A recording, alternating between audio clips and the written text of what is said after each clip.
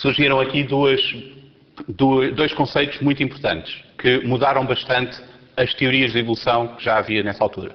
Talvez o mais importante de todos, que é pouco reconhecido por muitas pessoas, é a ideia que a espécie não é uma forma, não é o cão, o gato, o pato, etc. Uma espécie é um conjunto de populações. Há várias populações de gatos espalhadas pelo mundo, eles reproduzem-se entre si e são todos indivíduos diferentes. Portanto, nós não podemos apontar para um a dizer este é o gato. São todos e é difícil até ver onde é que aquilo pode acabar. Eu vou dar um exemplo a seguir. Outra descoberta, digamos assim, importante foi a seleção natural. Isto não foi assim uma descoberta tão inovadora, aliás, foi aceito facilmente por muita gente porque era daquelas coisas de bater com a mão na testa e dizer como é que eu não me lembrei disso antes.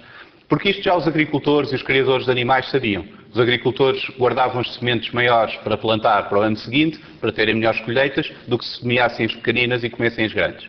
Os criadores de animais usavam para procriar as ovelhas com mais lã, por exemplo, para que, cada vez que as gerações passassem, iam tendo sempre lã em abundância. O que Darwin explicou foi que a natureza pode fazer exatamente o mesmo, sem qualquer inteligência nem previsão do futuro. Um solo pobre, onde só vingam as sementes com mais nutrientes, está a fazer exatamente o mesmo que o agricultor a selecionar aquelas sementes. Um inverno rigoroso que mata os animais que não têm defesa contra o frio, faz exatamente o mesmo que o criador de animais que seleciona para procriar as ovelhas com mais lã. Portanto, este foi o conceito, não foi nada assim de muito inovador aqui neste aspecto, mas que deu a entender e demonstrou com muitos dados experimentais que acontecia na natureza precisamente esta seleção que os criadores de animais e plantas podiam usar para canalizar as populações para umas certas características. Mas o que eu considero mais importante é mesmo aquela primeira noção, e vou dar um exemplo de porque é que é importante. Na Inglaterra, tradicionalmente, considerava-se duas espécies distintas de gaivotas, entre outras, mas estas duas do género Larus, que era a gaivota prateada, uma gaivota maior com asas claras, e a gaivota de asa preta, que é uma gaivota mais pequena com asas escuras. E considerava-se duas espécies, muito naturalmente, porque elas viviam nas mesmas zonas, duas populações nas mesmas zonas, mas não se cruzavam entre si. E isto é a definição aceite de espécie biológica. Há duas populações, não há cruzamento entre elas, são espécies separadas. Mas o curioso é que se nós seguirmos as populações de gaivota de asa escura pela Escandinávia, pelo norte da Europa, pela Sibéria e assim por diante, temos várias populações que se cruzam entre si, mas que são ligeiramente diferentes e começam a ser cada vez maiores e com asas um pouco mais claras. E quando chegamos ao Alasca e ao norte dos Estados Unidos, temos gaivotas prateadas, populações de gaivotas prateadas. E chegamos novamente à Inglaterra. Portanto, se formos à volta do mundo, pelo outro lado, é tudo a mesma espécie, tudo populações que se entrecruzam entre si. Mas quando chegam à Inglaterra são tão diferentes que já não há cruzamentos entre elas. Portanto, a noção da espécie como um tipo, como dizermos aquela gaivota é uma espécie, a outra gaivota é outra, não faz sentido aqui. Nós temos que considerar estas populações todas e agora, se algum dia acontece um desastre na Sibéria e morrem as gaivotas lá, aí sim passam a ser duas espécies porque deixam de estar ligadas. Mas, por enquanto, chama-se isto uma espécie em anel, há vários exemplos. A ideia da seleção natural, enfim, não tem muito a dizer. O raciocínio é bastante simples. Nós sabemos que os animais crescem geometricamente, portanto, por exemplo, a população vai duplicando a cada geração ou assim, desde que tenham recursos para continuar a crescer, portanto, muito rapidamente vão chegar ao limite máximo que o seu ambiente pode comportar. Uma vez atingido esse limite, começa a haver competição pelos recursos limitados e aqueles que vão vingar serão os que têm certas características que permitem ter vantagem em relação aos outros. Portanto, é sempre uma competição entre os vários organismos, famílias, genes, etc. Se essas características são herdadas e são passadas aos descendentes, a população em si vai se transformando.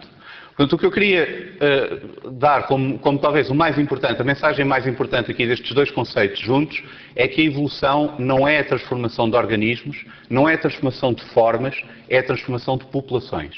São as características das populações que vão variando ao longo do tempo. E é isso que é a evolução. Mas a evolução não é só o que Darwin fez. Darwin explicou um mecanismo, uma parte, deu um conceito importante, mas, por exemplo, Darwin não tinha ideia como é que as características eram herdadas. Mendel, o trabalho de Mendel com as ervilhas, penso que muita gente conhecerá, deu uma primeira ideia dos genes da hereditariedade. Esse trabalho foi mais formalizado por Fisher e Haldane, que deram modelos matemáticos de genética de populações, onde se podia modelar a forma como as frequências desses genes iam alterando.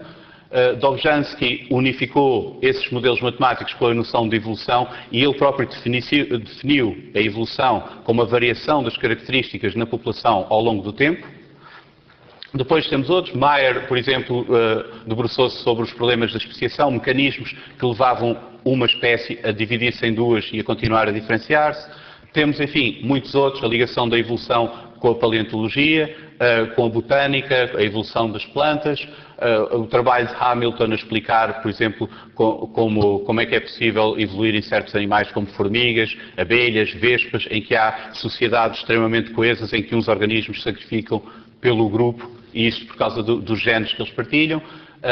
A seleção a nível do gene, este trabalho do Williams foi importante.